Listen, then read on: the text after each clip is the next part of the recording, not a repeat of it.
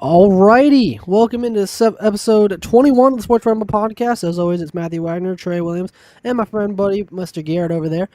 We're going to be talking about some things today. First off, if you haven't noticed by now, we're going to be talking about the Four Nations face-off, the USA versus Canada, their first game, and then they play tonight later at 7 p.m. in Boston Garden in TD Garden. The first game saw 3 fights in a matter of 21 seconds. Did I think that was going to happen? I expected at least 1 fight. I didn't expect 3. To be completely honest with you, I did not expect 3. But did you guys watch that? Or I'm sure you guys have seen clips of that. The fight. Yeah, What it was was like, your takes on it? let's put it like this. If Canada disrespects our national anthem, oh yeah, we're throwing hands. Like we're gonna drop the gloves and we're throwing hands. Let's go. Like not like the puck thing, the puck dropping and everyone started throwing hands. That's why I was like, you know what, it's personal.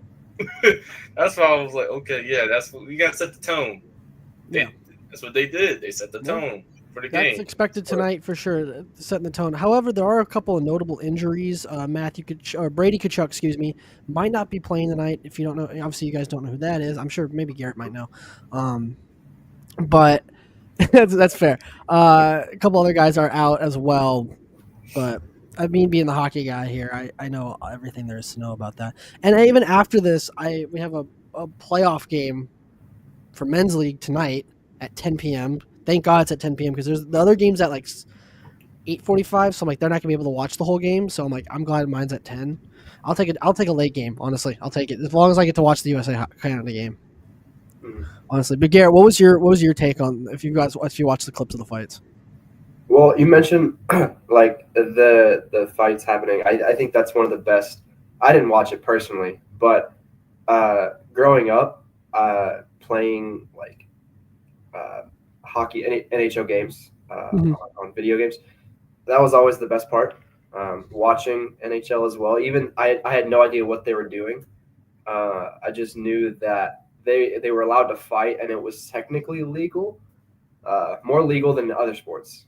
But no, I think fighting is it adds entertainment. I mean, because like with football, you fight and you get ejected, and that's it. But hockey, you just get a little timeout and then you're back in. Exactly. Yeah. Exactly. No, I agree, and that's why I think hockey is, and this is why I'm glad. I know a lot of people when this was announced, a lot of the hockey community was like, "Oh, why not the All-Star game? We should do the All-Star game, the skills challenges they do, kind of like what the NBA does." We'll be talking about the NBA All-Star game, dunk contest, why they had such low viewership. Then we'll also go to men's and women's basketball, college hoops. But the reason I think this tournament is doing so well or has done so well is because it introduces hockey to a viewership to a global audience. You're seeing what hockey is about. You're not seeing, obviously the fights are a big part of it that brings people in, but you're also seeing the hitting. You're also seeing it's best on best. It's kind of like the NBA All-Star game, but instead of the guys going half speed and not really trying, everyone you're playing for your country and you're freaking trying to throw a guy into the boards, and you're not trying to put him into the boards, you're trying to put him through the boards and put him up in the upper deck. So that is why I think it's been so, and it reached a brand new viewership. 4.4 million people tuned in to watch the first U.S. Canada game, and there's this purportedly a record 5.2 million potential to tune in for tonight's game. So the numbers are huge. Yep. See, and that's the problem with the NBA All-Star game because, like, hey, they're doing half speed and then they're not really caring, and it's ruining the product and like the purpose of the All-Star game. And what hockey's doing is brilliant. Like, yeah, pretty much like what they're doing is globalizing the game of hockey, and hockey is known for just for USA and Canada. That's like people like casual sports fans, like they just know like either Canada or USA has a hockey team. But now they're trying to globalize it, which is smart, and showing all the physicality of a hockey game and the intense down to the wire, like last minute, like overtime games. Oh yeah, it's really entertaining. What Garrett says, really entertaining, and it's gonna bring that entertainment value to to the NHL, which is like is gonna do good. It's gonna go good, like for them. So, but yeah, It also kind of feels as though it's the they didn't have good viewership last year with the All-Star game for the NBA and the NHL. They didn't have good viewership for both of them. So the NHL was like, all right, what if we haven't done like an international competition since 2016, the World Cup of Hockey. So they were like, well, let's do that. But, obviously the four nations because they exclude. I don't know. I personally, I would rather do another World Cup of Hockey because you could have the Czechs in there. You could have a different country. Obviously, I don't think they would include Russia, but I would love to see them include Russia just because there's a lot of hockey players that are really good that aren't getting to play. But that's me. It's one another. But the NBA All-Star Game posts one of the worst viewership records as well as the dunk competition. And don't get me wrong, but I watched part of the dunk competition. I didn't think it was bad. I thought it was okay. It really wasn't that obviously it wasn't too bad. I mean, Garrett, what did you thought?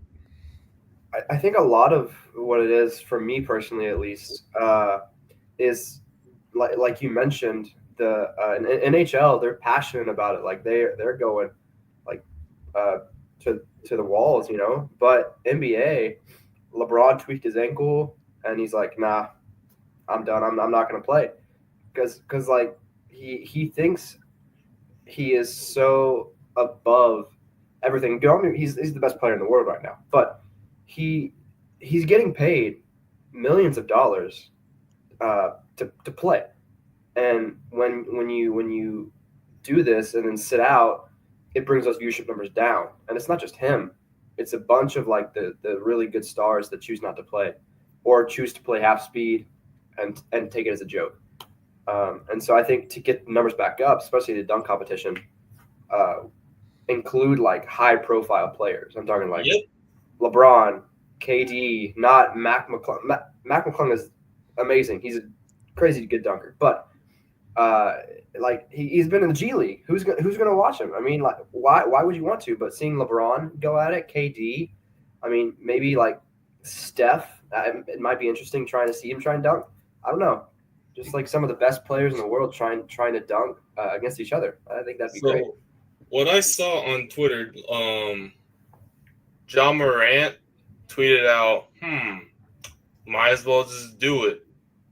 Because John Morant, he could fly. Mm-hmm. And Aaron Gordon, and Zach LaVine, they did pretty much like the best dunk contest like in history in 2016. And they might, because like Aaron Gordon, they're older, but they still got some juice left.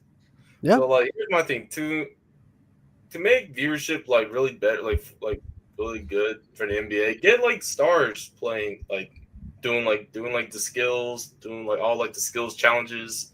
Do the three. Well, I know the 3-point contest is like all like the good shooters. The dunk contest, get all like the good like players, not like young players that like people don't know about. Yeah, get all the good like stars in the league that can dunk, and just like that. And look, all the viewership, it'll increase because now people players nowadays, they have such a high ego. They have an ego problem. All the players have an ego problem. I was like, I don't want to do this because I'm too good for that. All right. Okay. Because the viewership is going to go plummeted. And it's going to show because this generation of players is ruining the purpose of the All-Star game. Yeah, no, I agree. And my dad's in the background, but ignore that. Another thing about the NBA All-Star game that I would have said is look back at some of the old early 2000s games. Watch guys like Kobe, LeBron when he was in 09. Look at MJ in the early 2000s or late 90s. Those games were played at a higher yes, it was still kind of half speed, but they were still playing to their best ability. and making each other look good. And so now it just feels like they're just like, oh yeah, lob up a thing. It's a big joke. You saw that with Wemby and Chris Paul cheating to try to, which I thought was actually smart. I hated that. I thought it was kind of funny. It was supposed to be funny, but at the same time, looking back, it was like, bro, just do it. I mean, it's corny. It has that corny funny. It was like some people like don't like that corny funny stuff. Yeah, though, Chris Paul roped Wemby into that. For sure. It was all Chris Paul's idea. There's no shot Wemby came up with that by himself. And speaking of Wembanyama, he's been ruled out as of today for the rest of the season. So, boy. There goes the Spurs season, man. Blood clot. I mean, it's not like laughing matter, but it's like so like. But blood, you can't because I don't remember him getting hurt at all. It was. I think Brandon Ingram, like in 2018, 2019, had the same injury, in his right shoulder. Mm-hmm. So like it's like he missed like 19 games.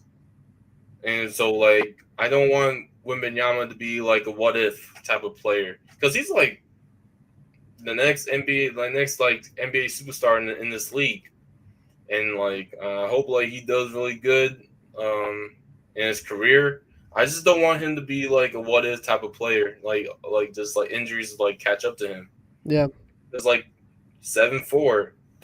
He's 7'4", and like the way like, his stature is like is just bound to, like his body's gonna break down. It sucks. That's the reality. He's getting Zion before our very eyes. Yeah, so bad. But Zion turned out he's doing well this year. Yeah, when he plays. Yeah, key part when he plays. Yeah, but he's still doing when he's not. He's still doing good, even though he's. Oh yeah, he's. I mean, he's. I'm just getting Zion stuff like. Yeah. But hey, at least you trade for AD and you didn't trade for Zion. That's all that matters. If you trade for Zion, I'm. Oh man. Oh my. I just got a headache thinking about that. If Nico did that. Oh my god. I know Zion's good, but. Lord, he's about to set us back. Well, last time we reconvened on this podcast, we talked about how each day it feels like the trade is getting worse. Now it really is starting to hit home that this trade is not working out in the way that it looked like it could have. Oh, yeah. I mean, because here's my thing. Because I saw the Laker game with Luka. Bro looks still hurt. I know, because I watched every Maverick game with Luka. And I know I can tell when bro's healthy and when he's not. He's still like the calf is still bothering him. And first of all, it doesn't help that he's on a new team. He's still trying to adjust. And whenever he doesn't have the ball, he's just there. And then of course, like whenever he shoots a lot of threes. And when it's not hitting, it's gonna look bad. So that's why he's shooting the way he's shooting right now, because he's trying to get himself back in rhythm. And when the shots start going down, everyone's gonna be quiet. Yeah. So I'm still gonna root for Luka. It sucks he's not gonna be in a Dallas uniform anymore. But here's my thing: whenever you take talent's gonna evolve with talent. Because I know it's his second game, actually his third game in a Laker uniform. Because everyone's saying "Oh, is Luka washed? Oh my God, is Luka washed?" He's still trying to ease back into it, and he's still probably in shell shock, by being traded to the Lakers. Yeah, and so he's just trying to get back to himself. And then I remember whenever LeBron went to Miami, his first year, they didn't do good at all in the first year and a half. And then they won the championship the year after because Dwayne Wade was like, "Hey, you take the keys and you take us home to the promised land." Yeah, that's what LeBron has to do with Luka. Luka, here, take the keys to the team, and I'm still gonna be me. You be you, and you pretend like you're gonna be the best player in the league for the Lakers, and let's go win another championship. Yeah. That's what I want him to do. That's yeah, and if they do end up winning a championship. It looked great for the LA, obviously not great for Dallas. But speaking of that, of winning, and that college basketball has a bit of an issue with people storming the court and people being Ain't no fined problem for with that. That's fun. Did you guys see that clip of the athletic director like walking? I love that. That is awesome. Please do not storm the court. Thank you. I was like, dude, they're gonna if they okay. I understand them not doing it against because they're playing number 4 ranked team. Yeah. But if they did against number 1, you're not gonna stop those kids. No.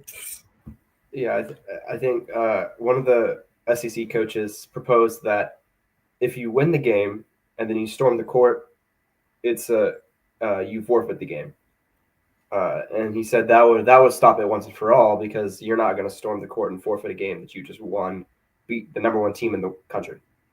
Yeah, I agree with that rule, but the only problem with that rule where it gets dicey is March Madness because it's like, say a team wins the championship and they storm the court. How do you know who are the students and who are just regular fans? That's where it gets kind of dicey. Yeah, you'd have to like impose like during conference play or something. Yeah, like something that. like that. Yeah, but no, Yeah. I think a lot of teams now are starting to really ramp up for March because again we're just right around the corner from that. And one team has been surprising to me that obviously they're always going to be good, but could they make a run? Is the women's Texas women's team? They're pretty good, Oh yeah. but LSU. their main issue is their LSU. bench. Their main issue is their bench. They don't have really good, like a lot of their bench are like sophomores, freshmen. They don't have like a real good like thing that I'm looking at. I'm like, oh yeah, this person can really go. She can really go far in this. But man, I don't know. It's always a crapshoot when you talk about March Madness. Yeah, they just have a couple star players. Their point guards, I believe, are what's been carrying them to this like new heights that they've reached this year. Yeah, for sure. And I'm sure the brackets will come. I'm debating whether or not to do a bracket because if I do a bracket, I always pick the underdog teams. That always seems to like everyone's like when I pick St. Peter's one year and obviously they went on their deep run. I always pick like the one. I always pick the one team that's like really good, and I always pick one team that's like supposed to be the underdog. So I don't even know if it's even worth doing it this year. Well, it's weird because like this year you can pick UConn as the underdog in guys basketball, and it would be right. Exactly, and they won last year. Yeah, right. This year has been so weird for both women's and men's. The stereotypical teams that you would think that are at the top, Kentucky, Kansas, Duke. I'm probably missing a couple. UConn, they're not at the top, and it's really interesting. That's on the guys' side, and then the girls' side, you think about South Carolina, just lost to UConn, got blown out by UConn. UConn is making their way back up to the top. Texas is at the top. It's just a lot of parity, and I think it's great for college basketball. I think in the past, especially women's basketball, it's been dominated by UConn, and then the recent history it was dominated by South Carolina. So I love to see the parity in that. I don't know how y'all guys feel about that. No, yeah, I Trey, I'm sure you can agree with me on this, but yeah, I like the ideas of having the teams that are like the usual dominant, teams are near the middle, and that makes it more exciting, I think, in terms of viewership and for March Madness because you're like, oh man, this UConn team, man, you can't underestimate them. They're right around the middle, so it's like any team could, any mid team could take out a top tier team, and I think if you're near the top, it's a little bit hard. For whatever reason, I always feel like if you're like number 1, 2 seed, it's always a little bit harder to get to that Final Four. Even the Elite Eight, it's hard to get to. But so, I remember. I don't know if you guys saw this, but there was a proposal that the NBA, the NCAA finals, the final 2 teams, there should be a 3-game series. And I'm like, I like the idea, but that's hard because it's so much basketball. Mm-hmm. Yeah, and they're still students at that point. Exactly. And still in school. But yes, that would be awesome. Yeah. It's not a bad idea, but yeah, if they weren't in school, great idea.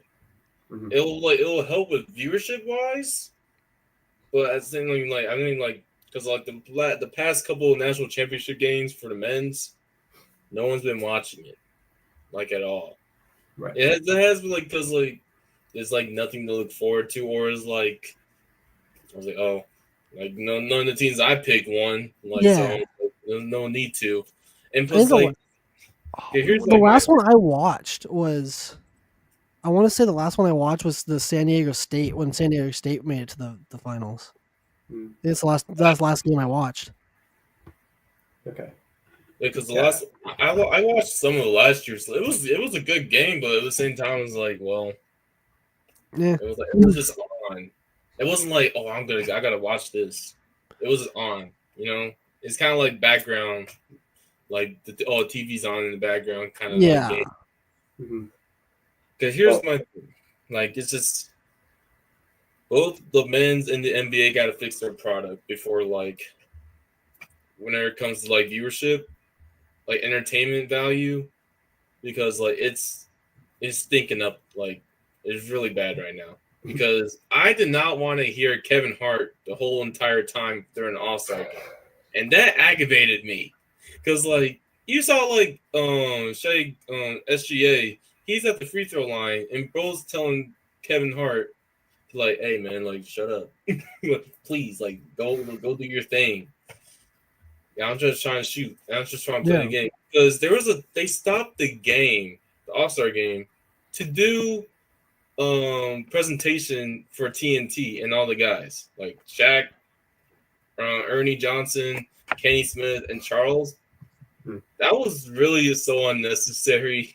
It kind of like it checked me out of the game as a viewer. It's like, why stop the game?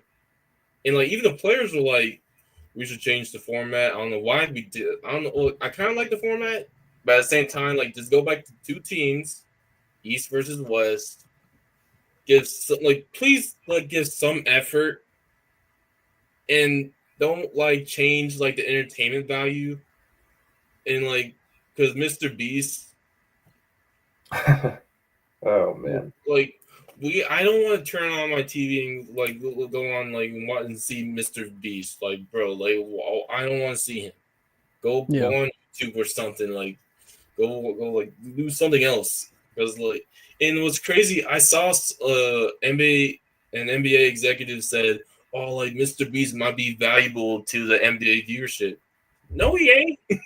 No NBA fan is gonna turn on the TV just for Mr. Beast. No, none. Okay, here's my thing. Because they're going to like NBA streamers, like NBA 2K streamers, like do like the NBA like dunk contest. I'd like go as a guest or like pretty much like as a judge. Because I remember Jesser, he was one of the judges for the NBA dunk contest, and everyone was like, "Why is he here?"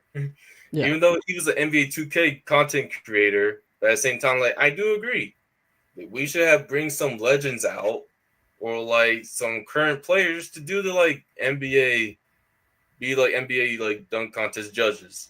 Like like it makes sense. Yeah. That's what they did back in the day. It doesn't hurt. Yeah, like if it ain't broke, don't fix it.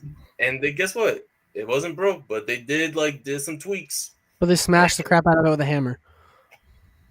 Yep, because the reason why they changed it up because the whole KD thing that happened like years ago, and the West was so stacked, and the East was like really weak. That's why they changed the whole format in the first place, and then with the whole like Team LeBron, Team Steph thing started.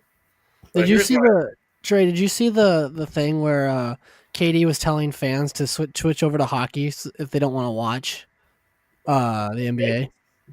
I was just like, dude, are you? And how many times has this happened to KD where he gets his feelings hurt and then he's got to defend himself? You remember when he made the burner accounts? He needs to know when to talk and when not to, because like it's just starting to look really bad. Cause shoot, I know Kyrie had his thing back in the day where bro, do not let bro near a microphone ever. Now it's he's taking being supportive to the Mavericks now. He's pretty much the one dude I really want to talk hey, Kyrie, say this about the Mavericks. he actually is going like he grew up like his was like responsibility as like a man and a basketball player. He grew on me, and like NBA fans should like start to like him now. And whenever like his days in Brooklyn, whenever like he was every like day he was like in some controversy. Yeah. Different market. And the other thing, if going back to what Gary was saying, LeBron, I got a bone to pick with you. if you knew you weren't gonna play, don't like just say that a week in advance. Don't say it right before the All-Star game, because that's when people are gonna be like really like pissed off at you, because people already paid to see you and Steph and KD play on the same team, because they didn't have a chance to go to France to watch Team USA. They watched it on TV, but they have a chance to watch it in person. And guess what? You kind of ruined it because your ego again. I mean, I get it. Like you were hurt, and I know. Like I was like, oh, like you got hurt, but at the same time, like you could have just told them in advance. People don't have to waste their money. Yeah. For like something like you only get to see LeBron in street clothes. Yeah, exactly. And the picture looked just terrible. But that's why I always say like hockey is one of the toughest sports. Because if you gave a hockey player the same injury that LeBron has, they would still play through it. Like that's one thing I always say. That's why I like the game of hockey, is because you see these guys, the soccer players and these basketball players, heck, even football players go down with toe turf and they get hurt by touching themselves basically, and it's like a hockey player has literally pulled out. I watched a video. He pulls out his tooth, hands it to the trainer, and then gets right back out there. It's like if an NBA player did that, he'd be out for his life. He'd retire. Nah, like so a simple like ankle. I mean, I know it was like an ankle twist, like twist an ankle. That's different. You don't want to play with that. Yeah. But like it's like simple like stuff like that. You could play through it. Like especially like if that injury happened during playoffs. Oh yeah, dang well LeBron's gonna play through it. Yes. Playoffs, different ball game. Because that's why like you saw like last year, everyone was giving like crap to Luka. Bro was in like wrapped up, like knees were all messed up, knees were bleeding, had a messed up rib. So everyone was still giving him crap. So I'm like sitting here like they don't know that bro's going through it. And I didn't like though how he put his life on the line for the NBA championship, and then that's what really made me didn't dislike Nico Harrison, was because he's like talked about how he wasn't tough, and he's like his dedication. It's like, dude, he's the main reason why you guys got as far as you did. Yeah, and I don't know like how, and hey, I don't know how this season's gonna go for us as Mavericks team this year, but yeah, that trade did hurt. And Luka gave his body up on the line. Pretty much he was playing hurt the whole time. I know, like, you don't want to say, oh, like, don't want to say, like, oh, injuries, like, oh, the excuses. Bro was actually playing hurt.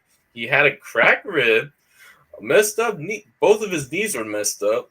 His ankle was, like, messed up, too. So he was, like, pretty much playing, like, in a whole, like, body cast. And they were expecting him, like, I mean, I know, like, his defense in the NBA Finals wasn't the best, but look, it happens. It was his first NBA Finals. He's probably going to be in some more in his career. But, hey, he's going to know, like, how to get back there because, like, hey, it's going to take, like, he's already been there before last year. He knows what it takes to get back there. So, yeah, and that is how it has to be, and if you know how it's gonna, your dedication to the game is gotta, it's a we versus me. So, that's the mindset. Model. It's the mindset you gotta have. So with that, we're kind of around our time here. Kind of felt like a quick episode, but hey, that's sometimes how we do it here on the Sports Ramble Podcast. For Trey, my buddy Garrett, I'm Matthew Wagner. Guys, we'll see you next time. And I'm sure we'll have a lot to talk about next time, especially there's a couple stories, especially March Madness coming around the corner, especially with the NBA season starting to ramp up with the trade deadline pass. for baseball too, and some of the big signings we'll get into that as well. But we'll see you next time, guys. All right, we go.